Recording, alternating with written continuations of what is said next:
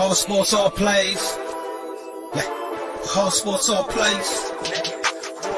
Hauss sports all plays. 365, we making a plays. You talking the game, get you through the days. We're high in the court, the dime in the lane. Variety topics, living the same. All presentation, sports information. Hitting the airways, taking the nation. All sport, all plays, like working your faces. Grace at the field, so tie the laces.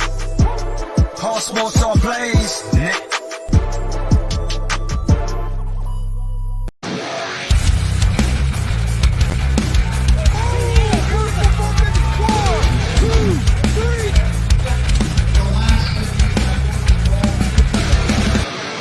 That'd be absolutely devastating.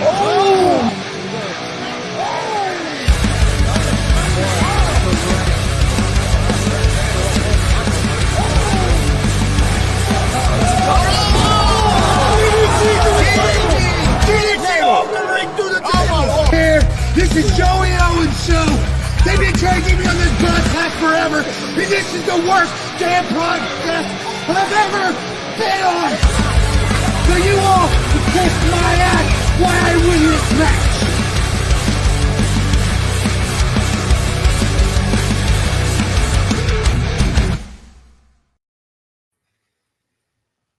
All right, welcome to GWR Gonzos Wrestling Room, Tuesday, March 12th, 2024.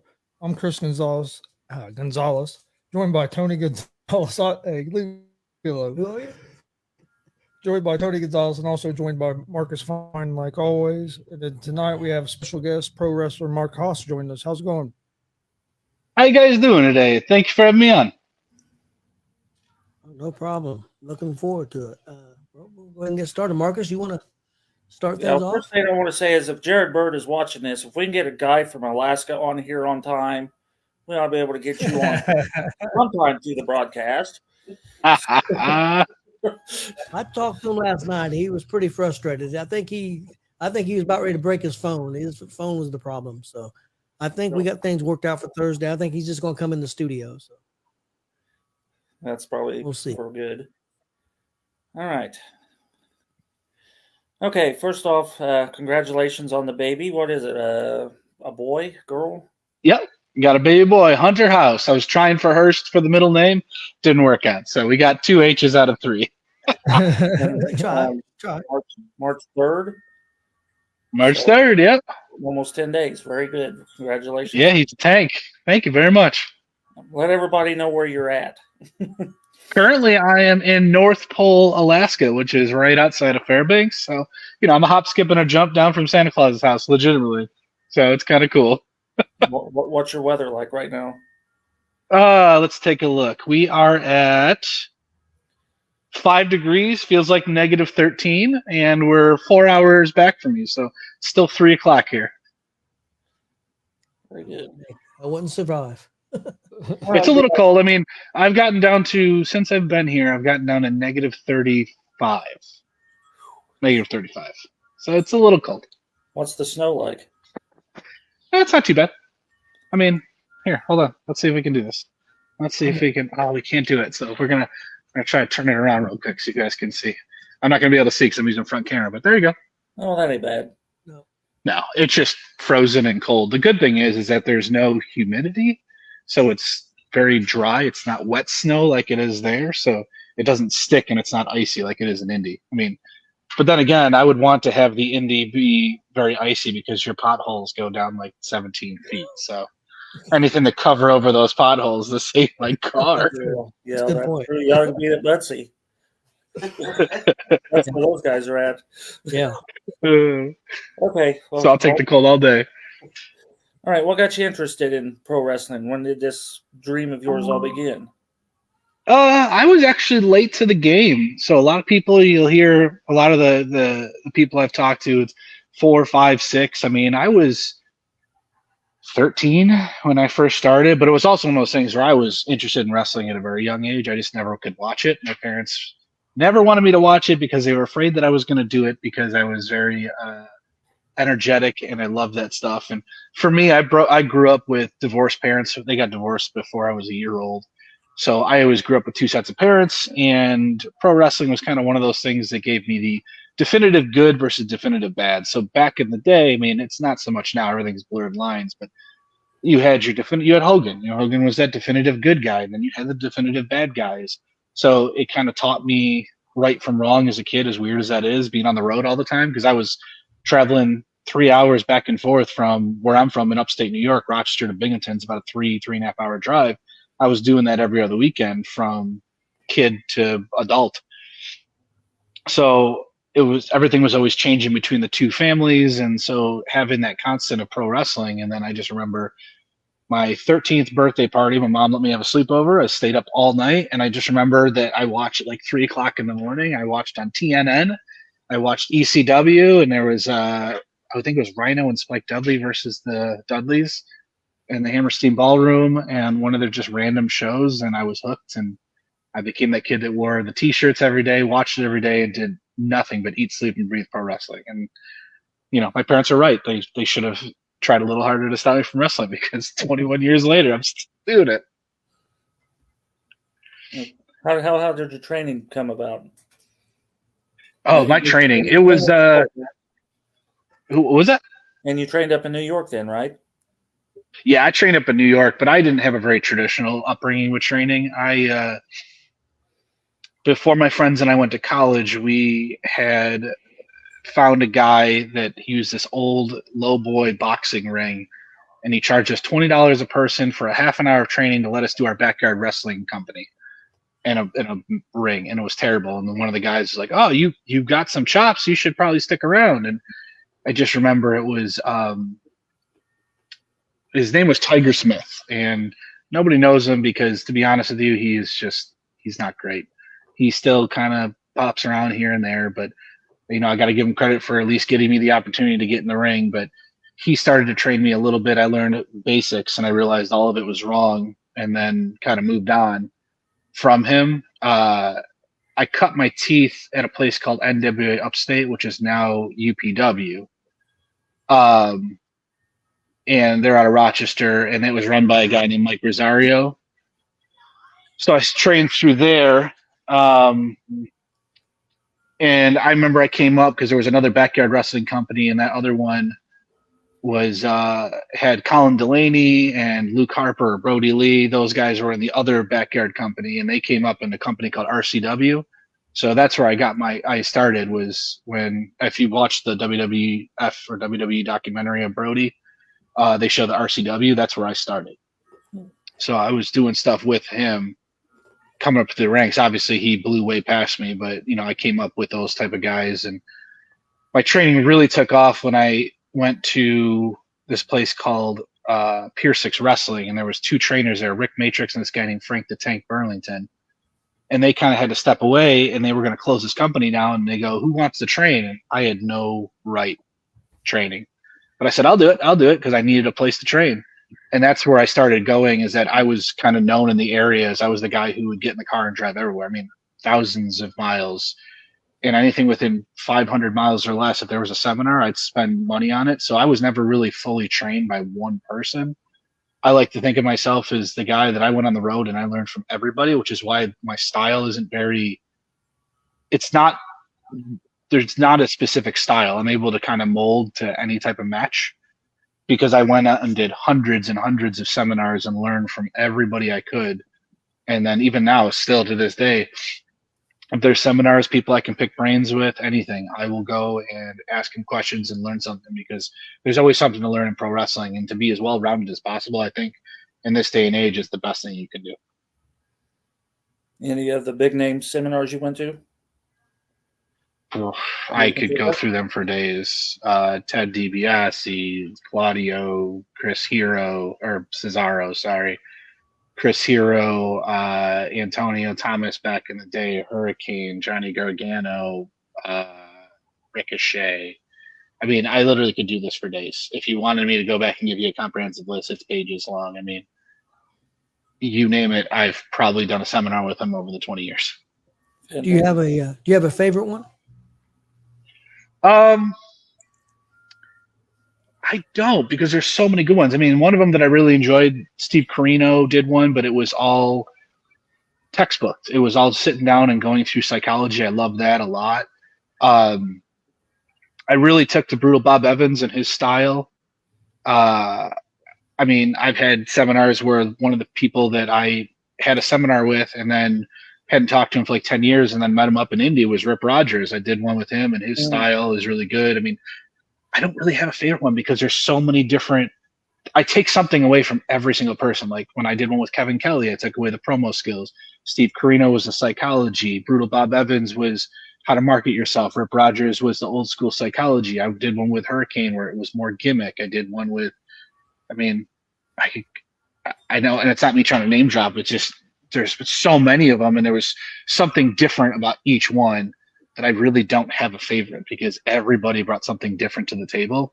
And if you can't take something from everybody and find a favorite in everything, I don't feel like you're doing it right in pro wrestling because then you're narrowing yourself down. I mean, for God's sakes, I worked Elgin years and years ago in Canada and saw him at WCWO, and it was like we hadn't skipped a beat, but he was even sitting down with me during the entire time of being there, and he taught me a bunch of things when we sat down and just talked after years and years of doing this. So, no, I don't really have a favorite, but I have a ton of fond memories from a lot of people. Go ahead, Tony. Oh, go ahead, Marcus. I just. Oh no, that was good. All right. So, let's see. What states? How many different states have you worked in now? Oh man, Across country since you've been to Canada. So I've been all over Canada. I've done Germany. I've done Mexico. I've done, I don't know, New York, Maine, Vermont, Pennsylvania, Ohio, Indiana, Washington, D.C., Kentucky. I mean, Florida. I mean, you can go on and on and on. I've probably done 15 states, 10, 15 states probably that I can think of. And it's probably just going to branch out more here, more West Coast once I get back down into the States, the lower 48. Well, Kelly and I still laugh because we thought you were one of the trainees, especially when you showed up in rep gear and was refereeing with that, and then you come up and say, "I'm a 20-year veteran." It's like, you got to be kidding me. Yeah, I tend not to flaunt that stuff. I just kind of go in and let my work speak for itself. And to be honest with you, the only reason I was reffing and doing that stuff is that there was a 6-day stretch where I was on match 5 of 6. I was supposed to work the Patriot the next day. And I took a second rope DDT or the guy jumped off for a DDT in Canada for this company called Crossfire Wrestling. And I was wrestling with a guy named Mike Skyros that I've wrestled a bunch of times. And it was a freak accident. I ended up falling or bracing and bumping on my forearms, and I blew out 2 of my 3 tricep heads and broke off a $half size piece of my elbow and didn't realize it. Drove home on it, went to the hospital. I'm like, yeah, I don't know how your arm is functioning. And I couldn't move. And I had surgery, and when I got to Indianapolis and started coming around WCWO, I was only 6 weeks out of surgery. So that whole entire time that you've known me, I was basically on the very fresh new rehab of my arm, and I was trying to train the school and help out with one arm. Now that you brought that up, how did you come about coming to Indy? And I heard Reggie Edwards' interview. Tell us the story about the dub, because that stuff kills me, how you walked in the back door like you did. So tell us how you got to Indianapolis, and then tell everybody how you just kind of barged in the back door. But yeah, so the mother of Hunter, she's a traveling x-ray tech, and she wanted to go to Indianapolis for her next contract.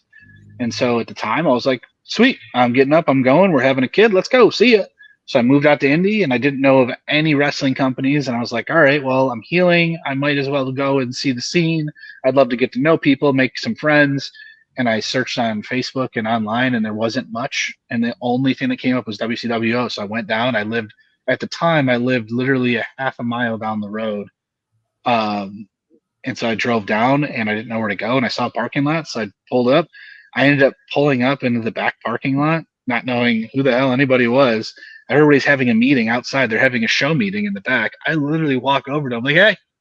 They look at me like I'm an idiot. The whole locker room, they go, what is this guy? And I was like, hey, I'm just some wrestler from New York. Like, I messaged Joey. I don't know who Joey is, but like, is this how you get in, or are you guys having a meeting? We're having a meeting. I was like, I'm really sorry. I'll go buy a ticket. And I walked right back to my car, pulled around, sat, waited. And then sat with Joey. He met with me, and he's like, "What do you want to do here?" And I was like, "Well, I was like, I'd love to help out with the training." I said, "Just give me one day, and I guarantee you I'll be running your school while I'm here." And he was like, "Yeah, sure you will." And everybody kind of laughed at me, and I walked in the next day, started training. Within 5 minutes, Joey goes, "Yep, he knows what he's doing.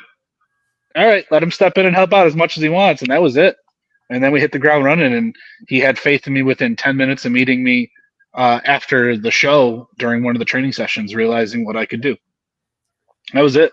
But it was funny. I literally just walked in and I was like, "Hey, I'm just some dude from New York." And everybody's like, "Who the hell is this guy? Get out of here." And we've been behind the dub and having random strange people just show up behind the dub. They probably just figured, oh, here's another one. It's like Just some Marc that wants to come out and pretend like he's somebody special.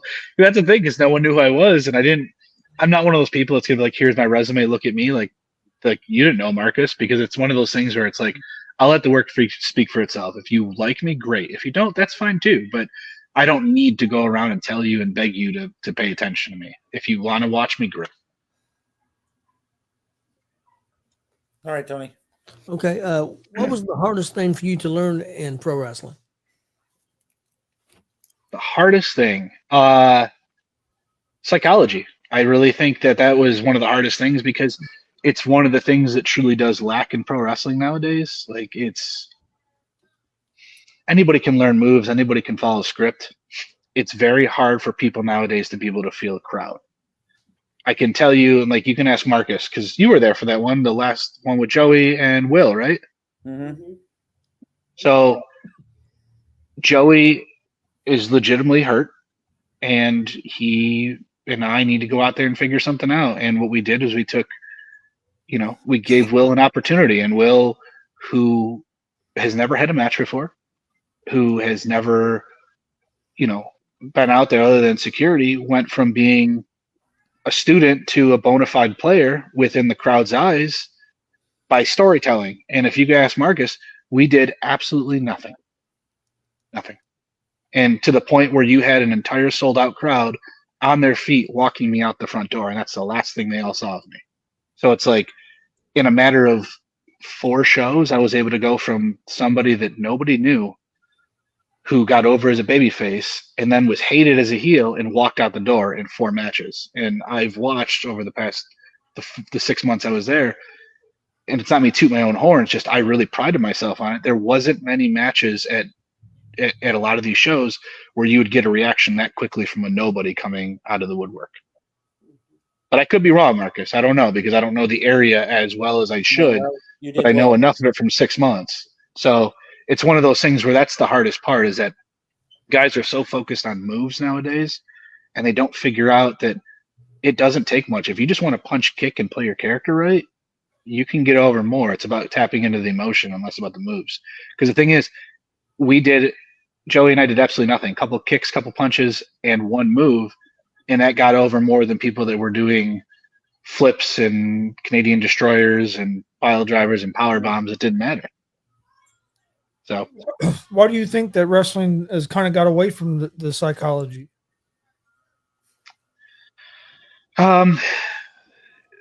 Social media.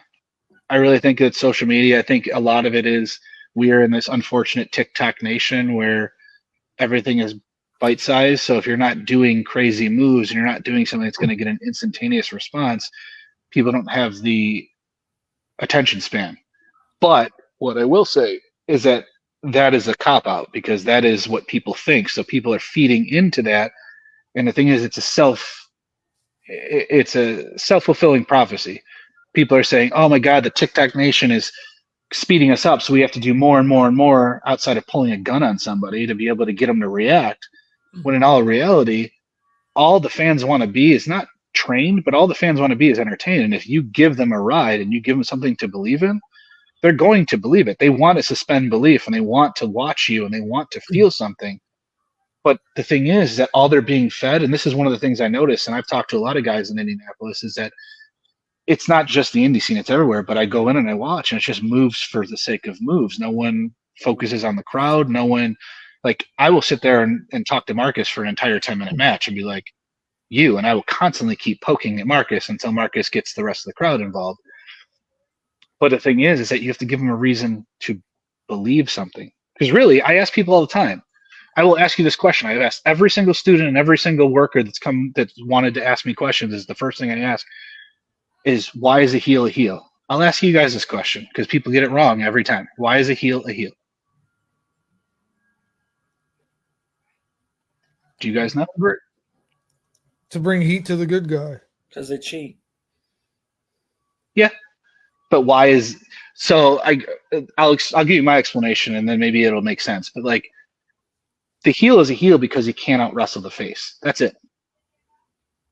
He cannot physically out wrestle the face, so he has to figure out a way to cut corners, even for a second, to gain an advantage. Because the difference between a heel heat and a face shine is one single moment of a heel cutting corners. Think about it. There's no difference. It's not like the heel wakes up and goes, I want to be an a-hole all day. I mean, some guys do that, but most people who are heels are justified in what they want to do. They believe in what they're doing. It's just the crowd that they're in front of doesn't believe what they're doing, which is why you have the faces in like WWE. So back in the day with WWF, you had, what was it? Bret Hart and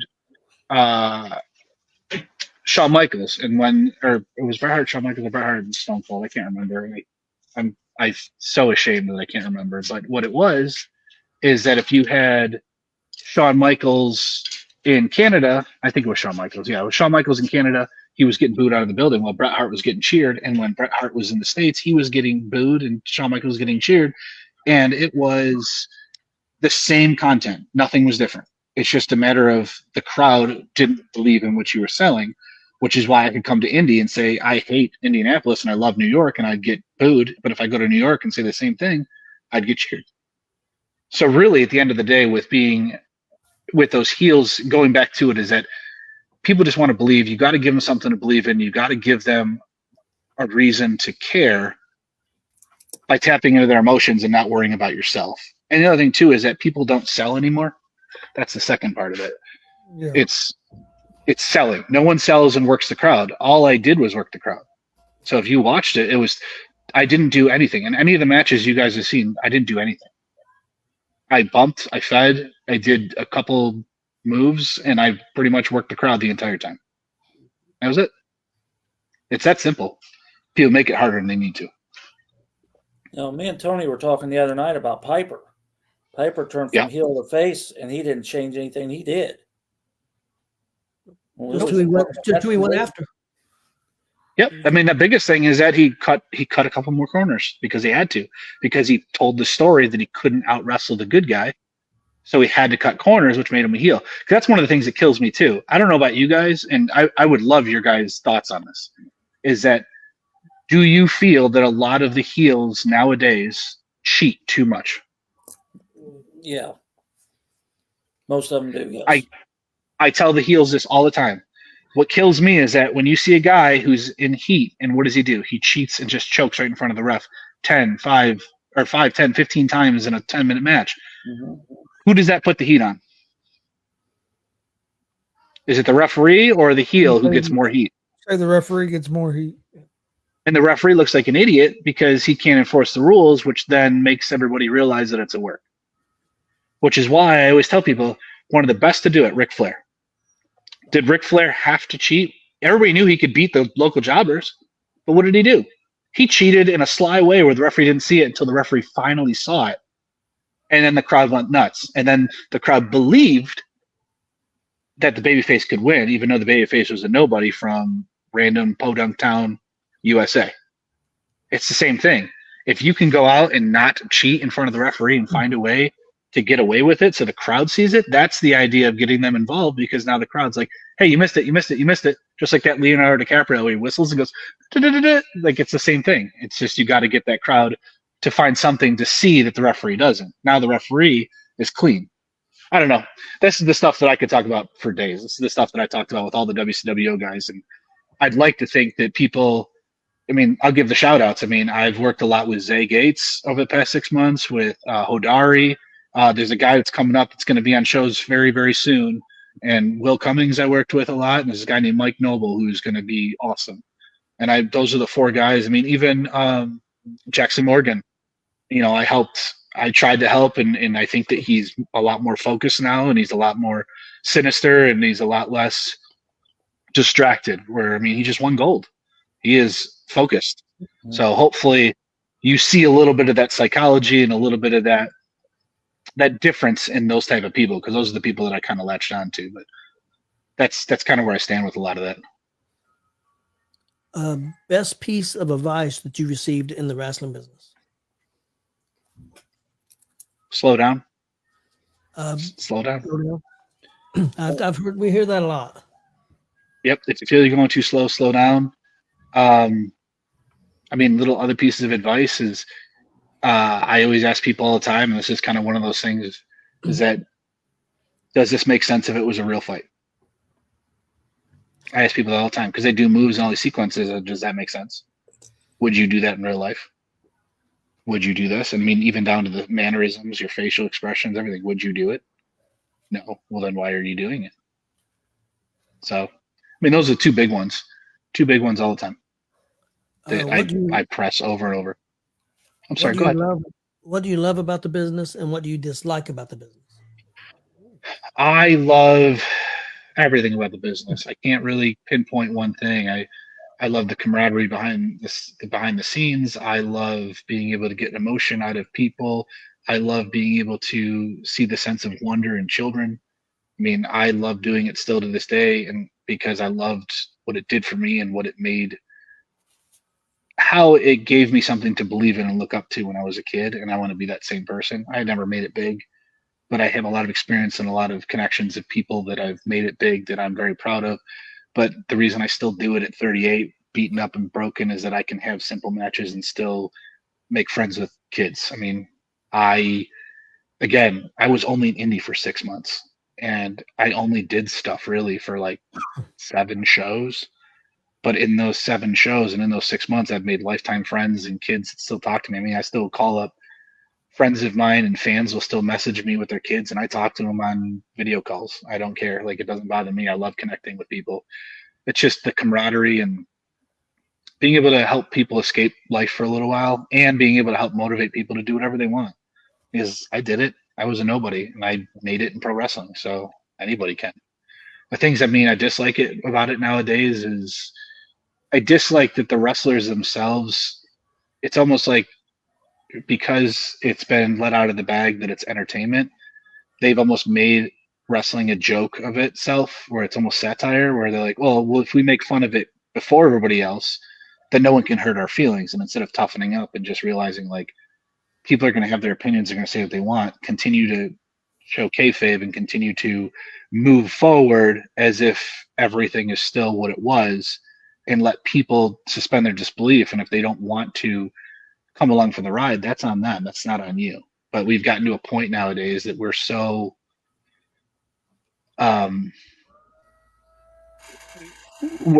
we're desperate to make money, that the product itself, because we're pushing people that aren't trained, that don't take this seriously, that look at it as fake, that basically should be fans, we're diluting the talent pool to give people like you guys. Everybody's spending money. You guys are spending money on tickets, and you guys aren't getting your money's worth. I ask students all the time, I say, like, a ticket at the Dub, $12. Are you worth $12? If they say yes, I walk away from them. I never help them again. I'm not worth $12. I'm worth some, but I'm not worth $12. I always have room to improve. And I think nowadays is that wrestling companies are giving you hot garbage and stealing money of indies, because you guys deserve to have the best available, the best talent. And there's some people, to be honest with you, is that the wrestling business is hard to get into. It's not like everybody who plays football gets into the NFL. Everybody who decides they want to be a wrestler shouldn't be on shows.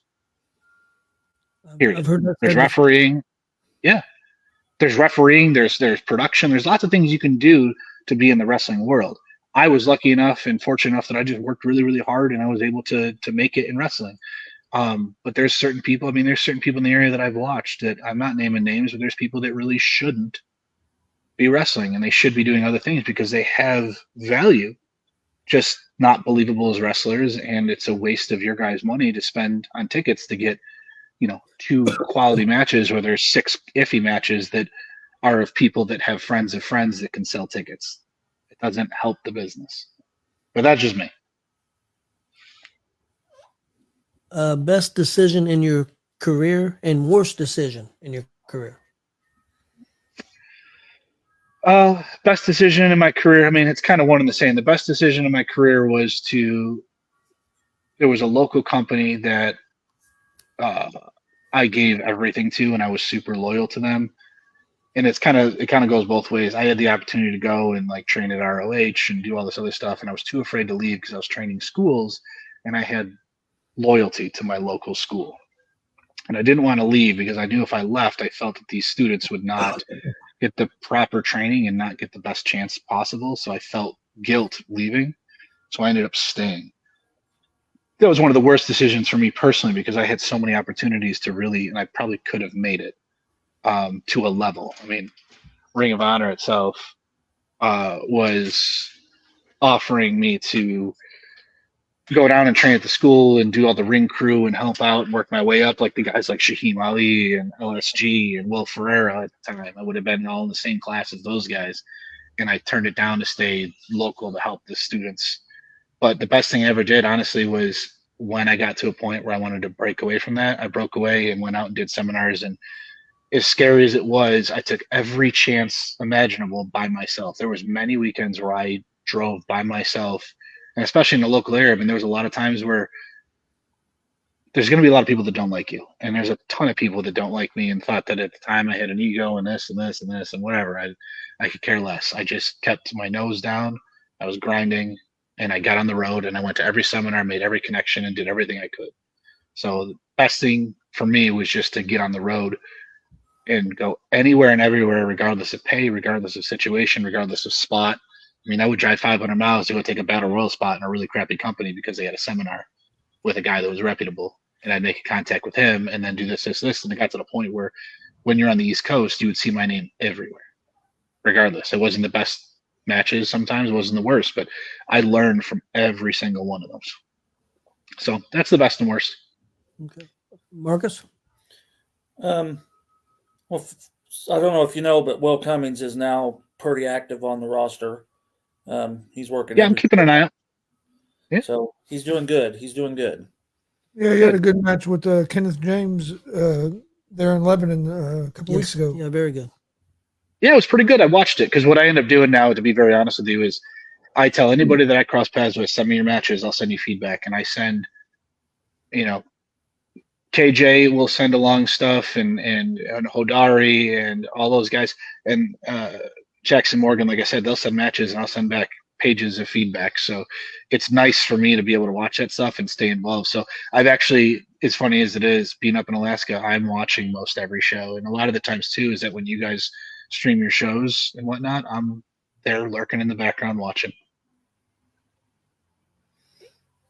Go ahead, Chris. Oh, go ahead, Marcus. Well, no, if you got something, say it, because I got mine wrote down. Oh, I was just going to say that Hodari and Zay both have been on fire around here as of late.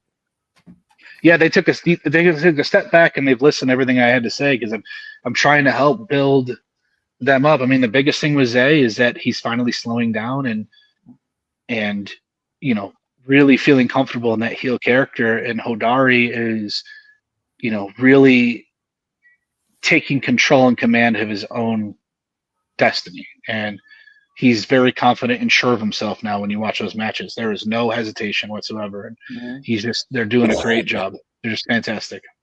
Even Jackson, like when Jackson and I would sit and talk and go through it, I mean, I don't know if you guys see it, but he is on a mission. There is no more wiggle room for play. He comes out and he wants to destroy people, and that is it.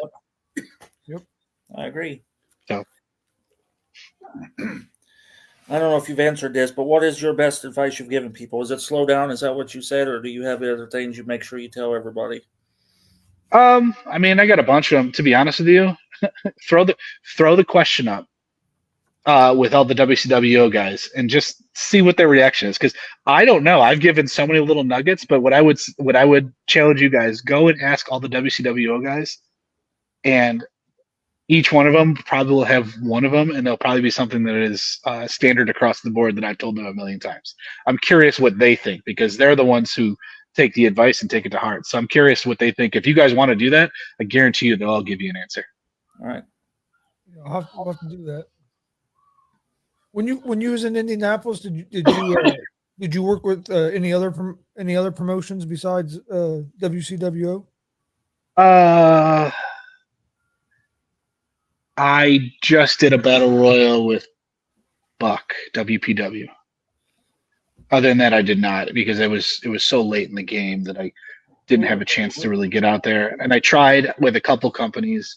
FEW called me last minute and I couldn't do it. And then I went to a place called EPW and they didn't know who I was because I didn't go out. I came along and Cecil Cerveza put a good word in for me, but the promoter didn't know who I was and decided that he wanted to go a different direction. So he, instead of using me, he used a student of his to wrestle a match because he didn't realize. So I got in there and helped roll around with students ahead of time. And that was that. I guess there was a couple people in that locker room, to be very honest with you, that I guess I rubbed them the wrong way because they didn't know who I was. And they were basically like, who the hell is this guy coming in and trying to show people things?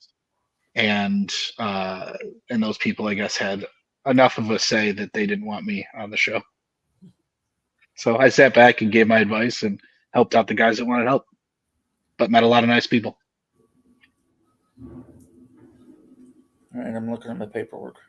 And I have the question here, Kelly, I can't, it's not you or Marcus. I enjoy your hugs better. He hates us both. But Kelly, I enjoy your hugs better. I'll tell you that much. I ain't gonna argue with that.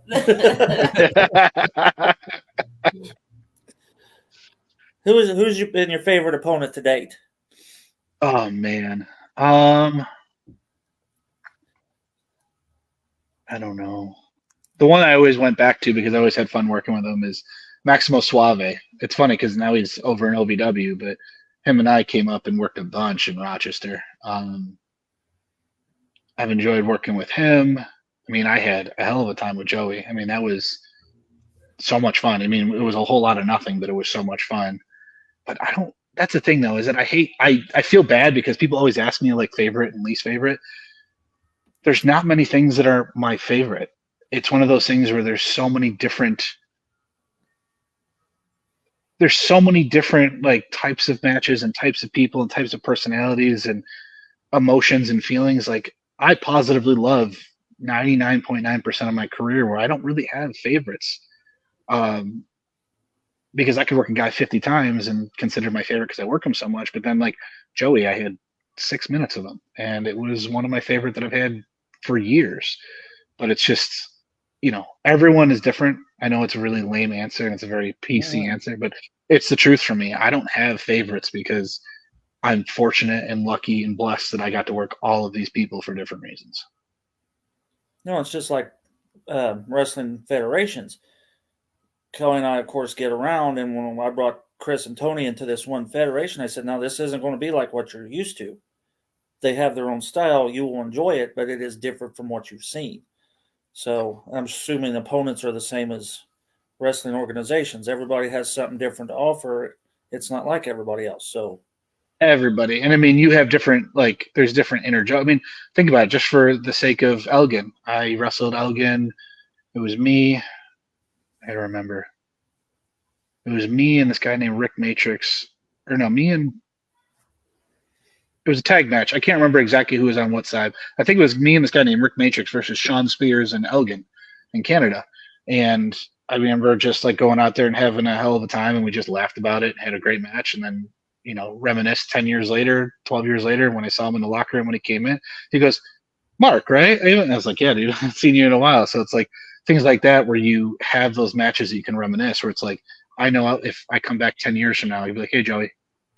And we'd reminisce about that match. Or, Maximo, I haven't seen in a couple of years because he went off to do OVW, which I'm super proud of him and happy that he went and made it. Because you can see him. He's one of the guys that's on the Netflix series.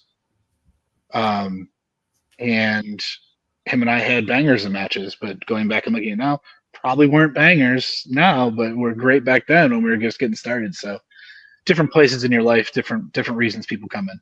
Mm-hmm. Well, then I'll ask you: do you have a favorite match? I know you just said that you don't pick favorites, or do you have a favorite style of match you like working? At this point in my career, I like doing a little bit more comedy, and I don't mean like straight up comedy where it's ridiculous. I mean like, even the Cecil and I match in Lebanon. Mm-hmm. I mean, there was a little bit of comedy. Yeah, it's a little bit of comedy, but it was enough crowd work. So I like to have a little bit slower paced match. It tells a very, very, very simple story because a lot of guys don't do that. So me doing that allows the crowd a chance to take a deep breath and see something different. I loved having technical wrestling or technical matches. I was a huge fan of like a lot of the European style technical wrestling. So I prided myself on that for a while. I also, there was a guy, Sean Carr, we wrestled in this place called IWF, and I had been jerked around match after match and finally had a chance where they were working a storyline towards the belt, and I had lost and lost and lost, but I was getting screwed over, and then they basically gave me the belt because something happened with one of the workers. They gave me the belt, and I legitimately cut a promo, and I said, I'm not accepting this. And the promoter didn't know. I said, I'm not accepting this. I'm going to wrestle Sean, and we're going to have it for the title. And so I came out with the belt, threw it down, had a really good match with him, and it was one of my favorites because the crowd reaction was there, the huge pop at the end when I won, and I finally got over the hump because I finally outsmarted everybody and won. That was probably one of the premier matches in my mind that I can think of that really was a huge reaction for me. No, bringing up your Lebanon match, you getting out of the ring and tormenting Casey, Will's fiance. Then you get back in the ring, and then you turn around and you went back to her, and the fans were just eating that up. So she had no idea it was coming either. She got a little nervous. She's like, "What the hell, man?" And I was like, "Sorry." And then you turn around and went back at her. It's like, yep. So let's see. Is there anybody you would like to wrestle? Anytime, anywhere, anybody? I'm really sad because there was one person. He was the two guys that so I've always loved Rick Rude, but the two guys that I loved watching when I first got into wrestling was Gangrel and Goldust. I know they're weird, but they were great storytellers, and I loved watching Goldust do his thing, and I just was drawn to Gangrel. There was a point where I was supposed to work Goldust, and he went back to the Fed, so that was out of the question. And I found out is that the week after I had gotten hurt, I was supposed to wrestle Gangrel. And I was going to be up at this place called Excite Wrestling in New York. It was going to be end of July this year, or last year. I was supposed to work them. It was all set up. I was cutting promos about being my childhood hero, and the promoter was going to let me beat my childhood hero. I said, this is the only thing I wanted out of 21 years. I've never even met him, and I always wanted to meet him. Every show he was on, I couldn't make it, so I never met him. I always wanted to work him. I was supposed to work him the week after I had surgery. And then he pulled out last minute because I wasn't going to be on the show. And I never got a chance to meet him or wrestle him. And it broke my heart. Well, we commentated a match with Gangrel this past year. So yeah. If you talk to Mikey, I might have to work out. I don't know. I'm not. What was that? October. Last October. Hey, if you guys got any pull anywhere in Indy, I mean, I'll help. I told people, I was like, I'll help bring him in. I've wanted to meet him once, and I've wanted to wrestle him. It was like the childhood dream of mine. I'll talk to Mike King. He can do it probably. Don't quote me on that, but he has the power. So Mike just worked with Gangrel. Gangrel was up in I think it was when he went to Canada. Yeah. Okay. Not Canada, excuse me, England. Yeah, Mike King's got the pull. That's the guy to talk to. Hey, whatever we can do, if we can get it going, I'm going to try. That's one of those things that's one of those like unicorns that I would hope. And like, I'm hoping that eventually next time AEW comes around, because I didn't get a chance to see him because I was able to kind of go and get a backstage just to kind of help out because I'm friends with Bird, the guy who does all the ring crew. And so I'm hoping I can go and see Dustin, but we'll see. I just want to meet. I mean, if anything, even just meeting Gangrel would be enough for me, but we'll see. Keep me in the loop, guys. Keep me in the loop. Do your work. Hashtag Hauss versus Gangrel. It'd be cool to meet Dustin. Yes. I've always been a big Dustin Rhodes, and like you said, He's Gold so Dust smart. He's so smart. It's ridiculous. He knows so much. I'll say Brody Bockins just trained with him for 3 months this past year. So I know. Brody and I have talked about it a bunch, and I'm friggin' jealous. I always talk about it and always ask how it goes and talk to Brody. Brody's another guy. He's fantastic. He's Brody's a good one of those man. guys. He's awesome. I loved hanging out with him in the back and talking to him, and he's just a quality human being. And Yeah. I appreciate that he asks my opinion on things. So I appreciate that, and it goes a long way. All right, Tony, that's all I had on my list. Okay. Do you have a favorite wrestler that you had when you got into it? When I first got in, I mean, as I started getting into being a wrestler, it was Rick Rude, which is why the first gimmick I had was Every Lady's Dream, Mark Krieger. I had a white suit before The Miz did, and I had tearaway pants. I had flashy glasses, said Krieger on it, and I actually had, if you go back and look, I had airbrush tights. This guy free-handed for like 12 hours, and it was one side was a 1950s pinup model, the other side was a strip club, a whole strip club. I had lips all over me, and I came out as Every Lady's Dream, and I was basically Rick Rude, man. I loved it. It was so much fun. And then I had to realize that like that's only going to get you so far. So I remember I went to a Ring of Honor camp in 2012, 2013, met Brutal Bob, and he goes, "What's your last name?" I go, "Hauss." And he goes, "Whose house? Why are you not doing this?" And so I stopped doing the Every Lady's Dream gimmick because I was Mark Krieger at the time, because when I first got into wrestling, Krieger just means warrior in German. And I was like, I can't let people know my real name because then people are going to get creepy and weird. And this was like at 16. So I kept it. And then finally in like 2012, 2013, I went to my actual name, and, the whole Who's House thing started there. So it was before Swerve, before Paige, before all those people. I was sitting in a room, and it was Kevin Kelly, Delirious, and Brutal Bob. And they said, "No, you should be Who's House, Mark's house." And I said, "Done." And then I started using it until I walked away the first time, which I found out now that I had, I guess, broke a piece of my L2, L3. And so I was, I was wrestling on it and didn't realize I couldn't walk, and I was in a lot of pain. Took a couple of years off, and then finally came back. And now the big thing in AEW is whose house is it? It's Swerve's house. It's Swerve's house. You know what? And good for him, man. He's worked super hard. I've watched him come up through the CZW, and he came to Excite a bunch of times, and that was one of my home kind of places in Binghamton, which is about 3 hours away from me, or my hometown. But no, he deserves everything. He has worked hard. He has transformed his body. He has gotten himself in a point where he will be future champion, and he will run that place because it is Swerve's house. I'll give it to him. He's fantastic. Yeah, he's doing fantastic right now. He's one of my favorites. Do you have a move that you like to do, a favorite move that you do, something that you enjoy doing, something you think will look great? Yeah, I got a couple of them. I mean, my finisher I love. It's a belly to back into a neck breaker. I know that Jay Lethal used to do one where it was a wheelbarrow, and then you would throw them up and do the neck breaker out of it. I do kind of the same thing without the wheelbarrow. I just set up in a belly to back, up, turn, neck breaker down. Another one I like to do is when I get thrown in the corner, I can do a double spring into a blockbuster. So I jump bottom rope, facing the rope. I turn around and hit the second rope, and then I jump out and hit a flipping neck breaker into a blockbuster. It's pretty cool. Those are kind of my two biggies. I mean, I got other go-tos, but those are the two that I enjoy doing the most. Toughest move for you to take?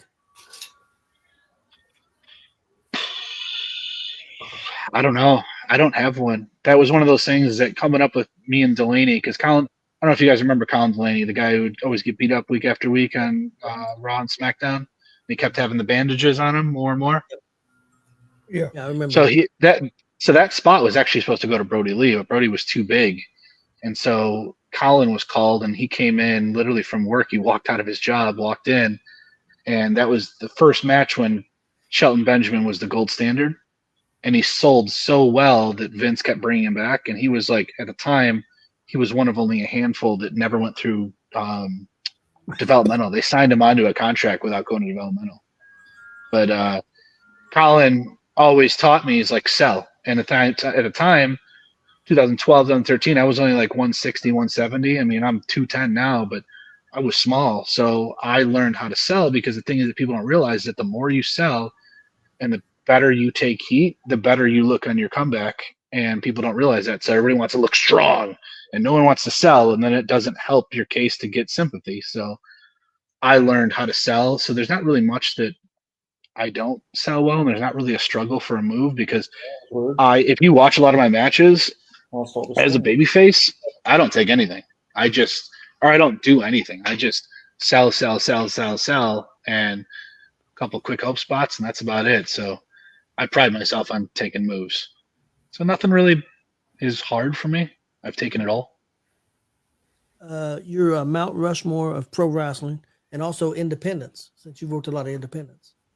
Oh, Mount Rushmore. Okay. So, I mean, worker-wise and what changed the business. I mean, it's going to be cliche because it's a lot of the same stuff as everybody else. I mean, personal favorites, it's going to be like Gangrel, Goldust, Rick Rude, and who's another one that I really enjoy? God, why am I blanking? I've already said 3 names we haven't had put on a Mount Rushmore yet. Those are guys that like are my favorites, and I loved watching. I like Ziggler. I know it's weird, but I like watching Ziggler because he sells and sells and sells, and that's what he's good at. I mean, as far as the Mount Rushmore of pro wrestling, I mean, you have like Hogan, Stone Cold. I mean, Rock, yes, but I'd like Stone Cold over Hogan. I mean, Cena, and I don't even know. I mean, like Michaels, when you want to have some workers, some non-workers, but I mean, there was so many. It's just they're all there for different reasons. Yeah. I mean, even Taker. I mean, I would swap out Michaels and Taker. They're kind of interchangeable because those are the people that had the biggest influence. Because I don't look at it. I look at it less on wrestling, which might be right, might be wrong, and I look at it more of what was beneficial for wrestling and what helped draw popularity and draw money. Because ultimately, it's a business where you want to draw money and you want to be able to have people enjoy the product, and you need to bring them in the door. So there's a lot of moving parts, but those 4, I think, help draw a ton of money to be able to get enough eyes on pro wrestling. As far as the independents go, are we looking like right now, like at this moment? However you want to do it. I mean, right now, how about we do this? I don't want to give you the Mount Rushmore of indies. I want to give you the Mount Rushmore of guys that I think are going to do well for themselves going forward, because I'm not as in touch as I should be. Plus, it's not fair because I'm not around a lot of the scene as I was. So the guys that I feel are going to do great, I think, obviously Zay and Hodari are going to do fantastic. That's out of Indy. If we want to look more East Coast, Canada, there's a guy named Clay Wilson that is very, very good heel, and I think he's doing excellent work, and he's just getting better and better and better. And then there's a guy that I really like that has been doing great stuff. I mean, it's a toss-up. There's a Pat Sawyer. He's the champion of Excite Wrestling. He's a big, tall dude. He lost a ton of weight and got in shape and won the Excite Heavyweight Championship, and is doing an indigenous gimmick, and it's fantastic. Well, it's not really gimmick, it's really who he is. And there's another guy named the Hope Dealer, and he's in a group called the Edge of Hope, and his name is Saren Rain. Smaller guy, but very much Dolph Ziggler-esque, just amazing. But I'll give a shout out to those guys because they're all doing great things. I mean, I wouldn't be surprised you see Zay on TV in the next year or two doing squash or open card stuff. I really wouldn't. Yeah, he's come a long way. What about this? What about a couple of names? Because you said you've been around for about 20 years or even more. Maybe a couple of names of people that, in your opinion, should have made it but never did. Should have made it but never did.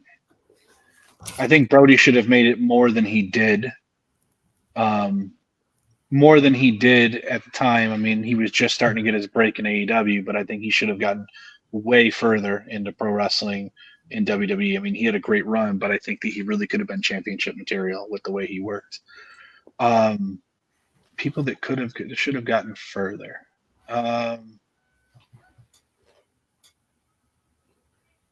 God, it's tough because there's so many names, and I haven't really thought about it because there's so many names, and all the names I keep thinking of are people that made it. Sean Carr, obviously, he's one of them. He's one of those guys. He did a little bit of Ring of Honor. He did Top Prospect Tournament, but never made it big. And he is super charismatic. He knows how to work. He is phenomenal. He should have gotten farther. I know Antonio Thomas didn't make it to. He made it to WWE and did Heartthrobs and whatnot, but he is a phenomenal worker that doesn't get enough credit. I mean, people like him. There's God, let's see if there's any out of Canada that I can think of. Psycho Mike Rollins. I mean, he's done great things for himself, but as far as like making it to the top, I haven't seen him up there. But he is amazing. There's this place that's called Super Kick. They do zombie wrestling every year. They dress guys up as zombies and they have cool production, and it's absolutely amazing, and I love it. And I was blessed to do some, but he's on there. There's a clip somewhere where go look him up, Psycho Mike or Psycho Mike Rollins, and he does this one spot where he has to work the hard cam, and it's a comedy spot, and he runs the entire sequence looking to the hard cam and doesn't look at his opponent, and does drop downs and leapfrogs and all of his selling and all of his chain wrestling. He keeps turning and rotating to keep looking at the camera. It's the funniest thing you'll ever see. But I mean, he's an in shape dude that knows how to work, that just hasn't gotten a shot yet. Something people would be surprised to know about you. I don't know. I'm a huge nerd. I mean, that's not really a huge thing. I mean, I went to school for medical, so I'm pretty smart dude. Went to school for medical. Nerdy dude. Love me some board games. I don't know if there's really surprising things, but I think the medical thing, because a lot of people are like, pro wrestlers, and they don't realize. And I went to school and got really good degree and did well for myself outside of wrestling. I always took the knowledge and the advice of find something to fall back on in case wrestling doesn't work out. I don't know. That's the hard thing, is that it's one of those things where like I'm a pretty open book and people ask me questions and I tell them. So there's not much that I'm like holding back and not telling people. So there's not really anything that would be surprising that they would know about me. You meet me within 5 minutes, you know my story, as long as you ask. Any hobbies? I mean, outside of the board games, I love board games. I play a little bit of VR. Right now I've been reading a lot of books, and I mean, out here in Alaska, I love being outdoors and love that nature stuff. So I'm a very simple man. I got to the point where, especially when I found out I was going to have a son and having to move and downsize, I've gotten to the point over the past year or two where I don't have a lot of stuff anymore, and I just kind of go with the flow. So I don't really have hobbies per se. My hobbies are really just if someone wants to go do something, and I take a leap of faith and I just go do it. So I'm just experiencing a little bit of everything. I don't kind of narrow myself down to one thing. So if someone wants to do something, I go do it. Here's a question for you. I don't know Sure. if you can see it. Let me look at the comments. That's exactly what I was wondering if you did that. When I was in New York, I was hunting. But I want to get to that point where, yes, I want to get to the point where I'm self-sustainable on land with a couple acres and have my own, chickens and grow my own food and hunt. So, yeah, I mean, I'm dabbling in it, but it's kind of hard to do it when I'm bouncing all over the place. But when I settle down next, wherever I go, yes, I will be hunting and doing all that stuff for myself. As self-sufficient as I can be, that's the life I'm moving towards. Being in Alaska, So, good question. Have you tried any ice fishing?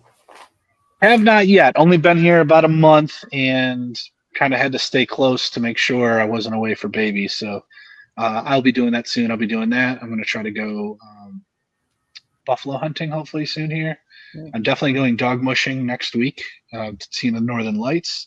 I'm going to go I went to the Santa Claus house. There's an ice museum that has a little bar that serves you with fresh carved glasses. I'm going to go do that. So got a lot of stuff on the horizon. Snowmobiles, ice fishing. We're going to do all that stuff. So I'm here for another couple months, and then who knows where I'm going to be next. I'm thinking that it's going to work out that I'm going to end up in Salt Lake City, Utah. And then if I do that, it's still a pretty quick flight over to Indy. So there is a little bit of rumors and a little bit of murmurs that I might be around more than you guys think with flying out. If it all works out, then you guys will see me more than not. Cool. Favorite food? Oh, yeah, he went out. He didn't want to ask that question, did he? No, he said, F you. Well, I only had 2 questions left. I don't know about Marcus. I had favorite food, favorite music. Food what? Movie? What? Music. Music. All right. I had a few more too. I'm sorry. I don't know what happened. You said favorite food, and I got really excited, and I must have stopped it. We went to get some meat. We didn't think you liked the questions. Don't talk about food. No, I love all food. I love a lot of Mexican food. I love sushi. I mean, I literally eat everything. And I'm one of those people that's like, you throw anything in front of me, I'll try it. But right now, I've been craving a lot more Mexican food, a little bit of Thai. That's really where it's at right now. Tacos and Thai. Favorite music? Currently, country. I like a little bit of everything. I'm very eclectic. I mean, if you look at my list, it is all over the place. I mean, you're looking from country to rock to rap to polka. I mean, I grew up listening. My grandmother would listen to polka. So, yeah, I got some sweet polka that you can rock to. Okay, Marcus. Okay, being that time of the year, is there anybody you think should go into the Hall of Fame that's not there already? The WWE Hall of Fame? God, there's so many people. So, I mean, obviously Rude's not there, or Rude is there. Oh, Rude is there, yeah. Yeah. Honestly, I know it's going to sound weird, but and he's not there yet, but he needs to be. I know that Gonzos, Dustin, he needs to be in there at some point. Well, I think he will one day. I know he's still active, but eventually he'll get there, I think. I don't know because I haven't looked at the list in a while, so I don't know who's actually there and who's not there. It's hard to remember who's in and who's not. It's hard. What was that? I said it's hard to remember who's already in and who hasn't been put in yet. That's the problem, is that they started off strong where they're adding so many people, and then they've narrowed it down because they're running out of names. But it's one of those things where it's like, I don't know, because I'd have to go back and look at the list, because it's gotten to a point where I really feel the Hall of Fame should be like 2 to 3 people max a year, because now it's becoming something where it's so watered down that it's like everybody gets to be in the Hall of Fame. And I say that, and it sounds horrible that I'm saying it like that, but it's gotten to the point where if you look at it, it's like, what was it? Certain people are in there 2 or 3 times because they're like, oh, they're part of the NWO and they're part of DX and then X-Pac. Like, it's like X-Pac, you're in here 17 times, and it's like, why don't we just do 2 people? You know, 1 male, 1 female, maybe a special guest, call it a day, and make it mean something. Like, you really, really, really, really had to have a Hall of Fame career, not just WWE, but like everywhere, to be able to get in. And it's like, someone has a good 2 years and they're like, oh, they're Hall of Fame worthy. And it's like, I'm like, I understand, like, people pass away or someone retires, but it's like, Edge retires next year, he goes in. It's like, okay, I get it, but like, you got to let things marinate for a little while. I think nowadays, just like that TikTok nation, that people are so quick to pull the trigger. Like, he needs to go in now, or she needs to go in now because something happened, or they're. It's like, okay, I get it, but you know, not everybody can be in the Hall of Fame. It's like not everybody can be a pro wrestler. You got to make it mean a little bit more than it does sometimes. That's just me personally. Well, I agree, because we had to talk about this a couple weeks ago about Virgil. Everyone wants Virgil. Everybody's like, "I'll put him in there." 2 weeks ago, when he was still alive, nobody cared about Virgil. So, by the way, did you see that he faked his age and he was actually like 12 years older than what he was? I seen that. Sorry, keep going. But no, like that, everybody wants to feel good story. Put Virgil in there because he passed away. No, I and it sounds ignorant, but it's like people pass away all the time, and it's a horrible thing. But just because someone passes away doesn't mean that that person needs to be given something that they wouldn't have gotten otherwise. Right. Because if that's the case, then everybody who passes away deserves to go in the Hall of Fame, regardless of what they did. And that's not how Hall of Fame works. That's not how it should work. And it's one of those things where like, was Virgil around for a long time? Yeah. Did he have a great career for what he was given? Yes, he did great. Is he somebody that I would look at 100 years from now or 50 years from now or 20 years from now and go, man, that Virgil, he did so much for the wrestling business? No. No, because people ain't going to like Google Virgil to watch Virgil stuff. They're not. And I mean, I'm No, not I mean, Virgil, but nobody cared about Virgil 2 weeks ago. Why worry about him now? And I'm not trying to be. well, the thing is that here. people joked about him being who he was because he had his quirks and he was an interesting dude. And you know what? We all are. We all have our quirks, but he was a joke.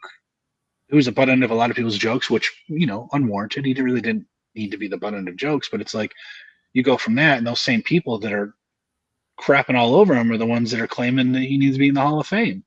And it's like, make up your mind. And unfortunately, it needs to get to a point where business and WWE needs to understand that, like, you don't got to give the fans every last thing. There's so many people in MLB. Like, there's a lot of people that petitioning, like, oh, let Pete Rose in. Like, MLB's like, no, I'm not letting Pete Rose in. Like, this is the way it is. And, like, it is what it is. Like, I don't know. It's one of those things where I feel like that they need to have the courage to be able to say no, and it's okay. Because, like, that already makes it. Like, I feel like I have the skill. I could have made it on TV. It didn't work out for me. Am I bitter with it? No. Am I angry at the major companies? Absolutely not. Am I angry at people that made it out of me? No. Do I deserve a Hall of Fame? No. I mean, I've had a couple companies locally in Rochester that gave me a Hall of Fame, and I was very fortunate that I was able to get into those. Do I feel like sometimes I deserved it? No. I just went out and wrestled matches like everybody else. But the fact that they believed in me, I'm very thankful for it.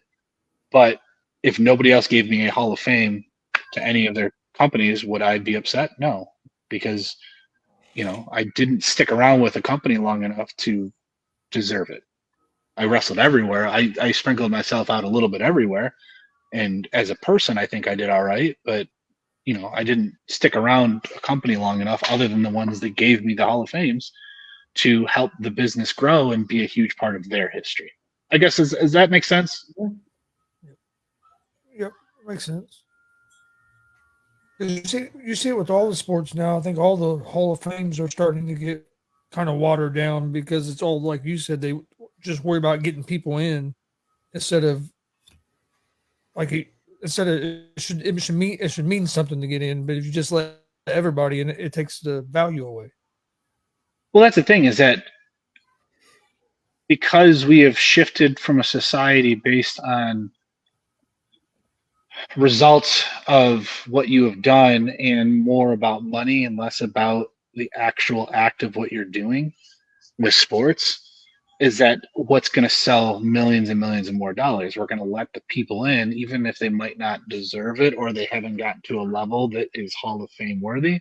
We're going to let them in, and we're going to let them in the club because everybody wants them in. It's going to sell millions of dollars more of tickets and merchandise and blah, blah, blah. If you took that out of it and said there's no monetary value and you're choosing based on stats and based on this, this, and this, all the Hall of Fames would have so many less people.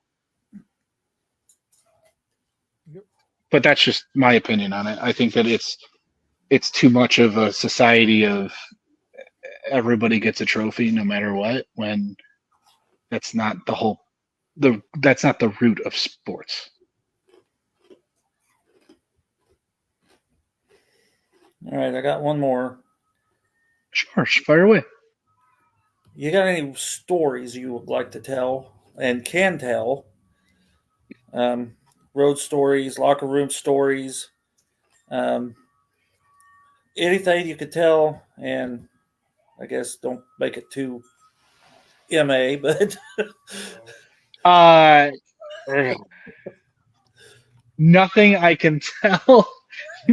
Not really. I mean, all my ridiculous stories, those are all ones where you guys can tell me. You guys can call me after this, and I will tell you all of them. There's some pretty ridiculous ones. I mean, I can tell you one that made me laugh. I went over to Germany, and I went with this guy named Cage.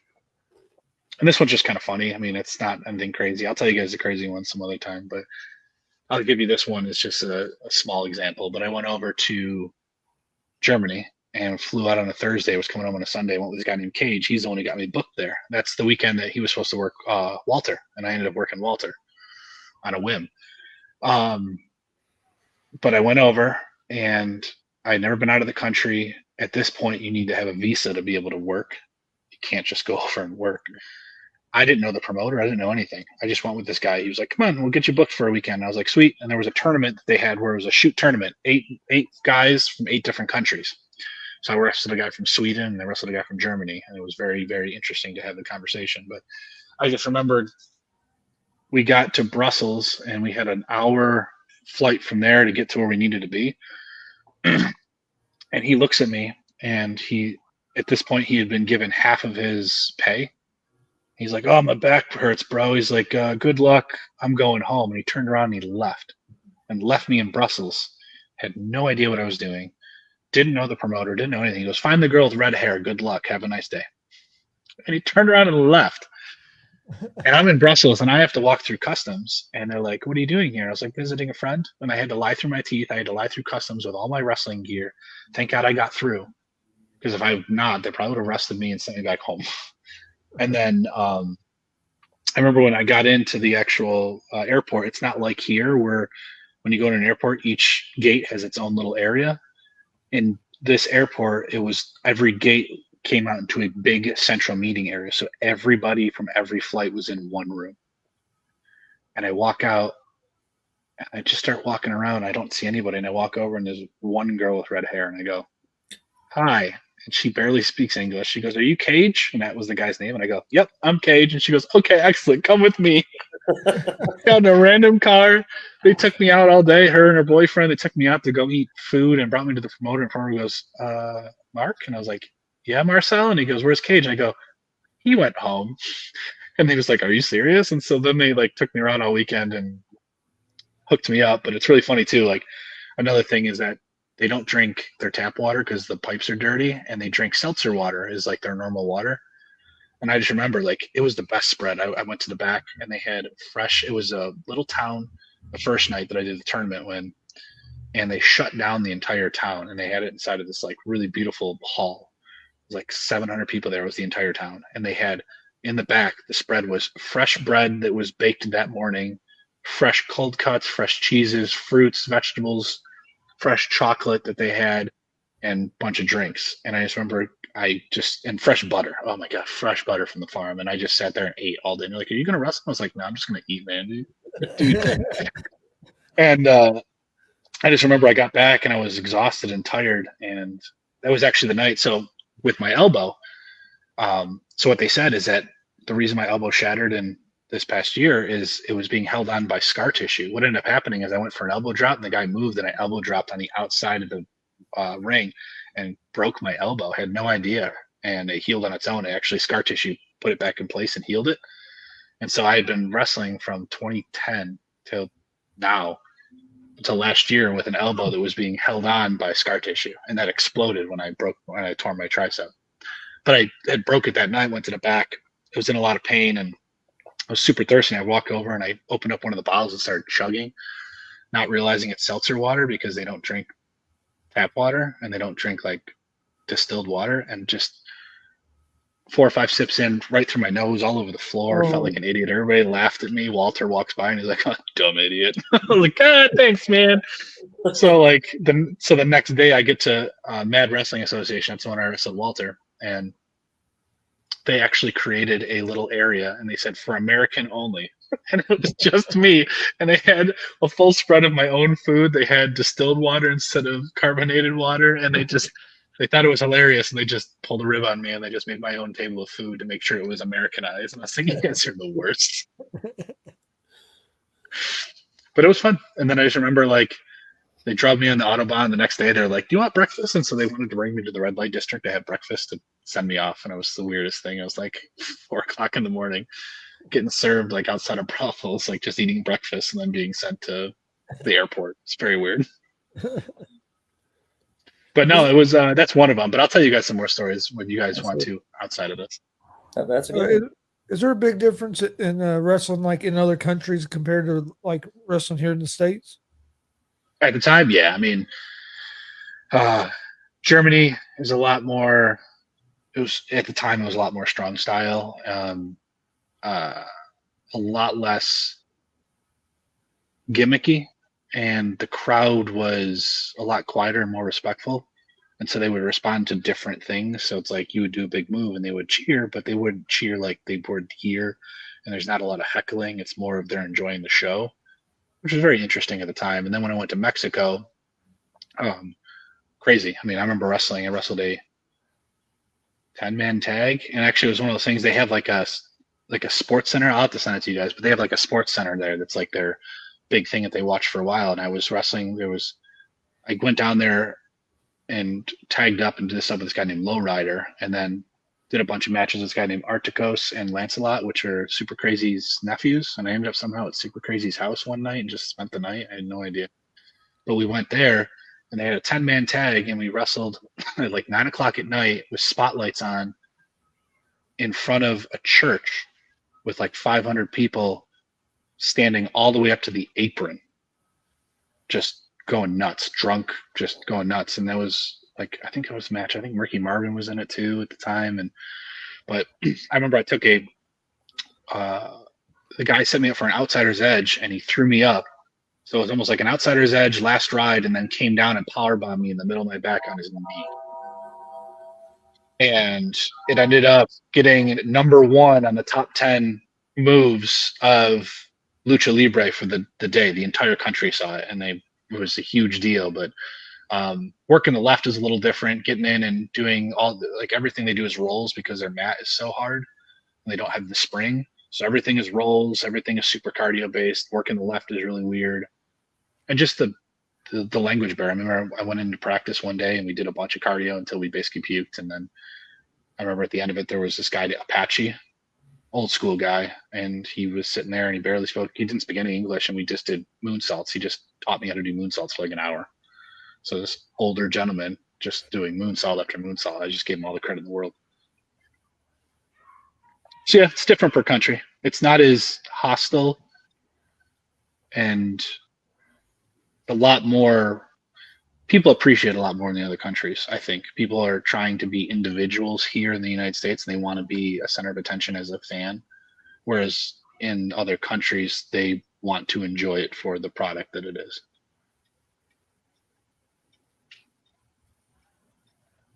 All right. You got anything else, Doug? I'm good to go. Marcus, did you have anything else? I'm good. Awesome. All right. Well, was there anything that we didn't talk about that you was wanting to talk about, Mark? No, just I appreciate you guys, wanting and caring enough to be able to give me a call to let me kind of tell some stories and talk to you guys and give my perspective on things. And I hope that everybody out there who's supporting you guys enjoyed it and it wasn't a waste of their time. No, I think it was great. Oh, yeah, I know I enjoyed it. Yeah, I did. Definitely. Perfect. Well, I really appreciate And it. hopefully, I heard you do your interview with Hopefully Reggie, and I'm like, we need to get him on ours. Because I listened to you and Reggie, I thought, he's got stories. That's when I told the guys that we need to bring you on. So I'll tell you more. And what I'll do is I'll go back and kind of go through my brain, and I'll put some together, and maybe I'll come back on with you at some point quick, and we'll do road stories, and we'll give the PG road story versions. he's got to pick them out first. Yeah, I'll censor them. I'll figure out how to censor them. I'll write them all down, and then we'll come back on and we can do a quick 15, 20 minute, and I'll just tell you some stories because there's some good ones. I just have to figure out how to reword them. No. Hopefully it works out, and we'll get to see you around here again here before too long. It should be. I mean, it's one of those things where just keep talking to some of the promoters out there. I know I'm going to keep talking to Joey, and what I'm going to try to do, to be very honest with you, is see if I can figure out a weekend where there's 3 or 4 shows, and then talk to all the promoters and see what we can do about just getting me out there and working together. And then I just help out because I want to be able to continue to run seminars and help even with commentary or anything, and work on shows and do anything I can to help the product move forward. Sounds great. All right. We appreciate everybody watching. Please hit that subscribe button on YouTube at Gonzo Sports Room. Like and follow Facebook, Twitch, Twitter, Instagram on Gonzo Sports Room as well. Hope you guys enjoyed. Yes, go support. Thank you. and we will see you guys next week. Thank you guys very much. I appreciate it. Love ya. Love you too.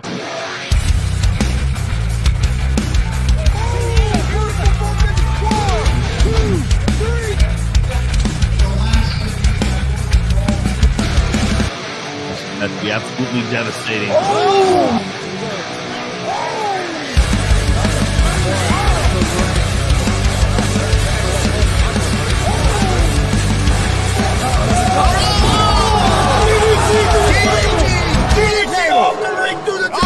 Here, this is Joey Owens show.